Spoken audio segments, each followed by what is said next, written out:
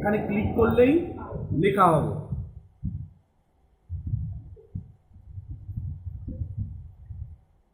এখানেও ক্লিক করলে লেখা হবে। এবার ব্যাকগ্রাউন্ড ডিজাইনটা চেঞ্জ করার জন্য এই যে ডিজাইনে যাব, ডিজাইনে গিয়ে এখান থেকে তোমার যেটা ভালো লাগবে তুমি সেই স্টাইলটা নিয়ে নেবে। এবার যদি মনে হয় ফন্ট সাইজগুলোকে একটু বড় করার দরকার আছে তাহলে ফন্ট সাইজকে বড় করবে, ফন্ট চেঞ্জ করতে চাইলে তুমি ফন্ট চেঞ্জ করে দেবে।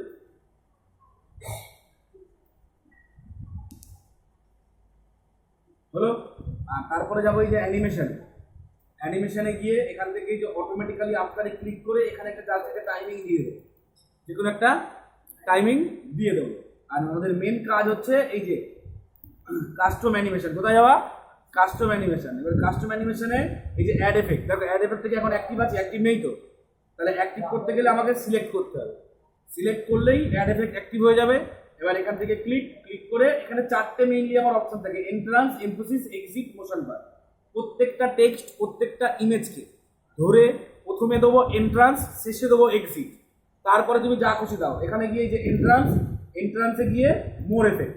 এবার এখান থেকে একটা একটা করে তুমি ক্লিক করে দেখবে যে তুমি কোনটা দেবে বা কোনটা তোমার ভালো লাগবে, দিলে ওকে।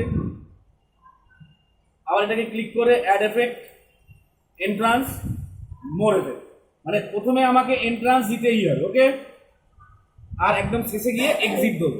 মাঝখানে তুমি এখান থেকে অ্যাড এফেক্ট, এমফোসিসে গেলে মোর এফেক্ট, এখানে অনেক রকম রয়েছে, তোমার যেটা ভালো লাগবে তুমি সেটা থেকে ধরো স্ক্রিন করলাম আমি। আবার সিলেক্ট করে অ্যাড এফেক্ট, এমফোসিস, মোর এফেক্ট,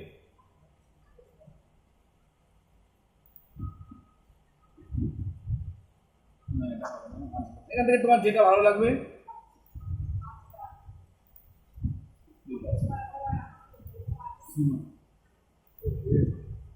আবার অ্যাড এফেক্ট, এমফোসিস, এটা তোমার উপর ডিপেন্ড করছে যে তুমি কেমন এফেক্ট দেবে। এটাকে ধরো সিলেক্ট করলাম অ্যাড এফেক্ট থেকে মোশন পাথ, মোর মোশন পাথ। এবার এখান থেকে তুমি কিরকম অ্যাঙ্গেলে ঘোরাতে চাইছো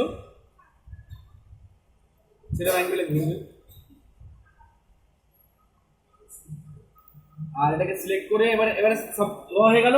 সেই শেষে দেবো অ্যাড এফেক্ট, এক্সিট গিয়ে মোর এফেক্ট, এখান থেকে কোনটা তোমার যেরকম ইচ্ছে শুনবে।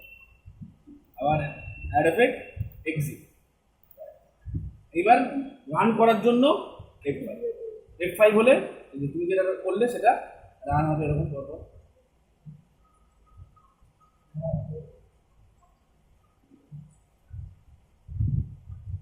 বলো। এবার আরেকটা নতুন স্লাইড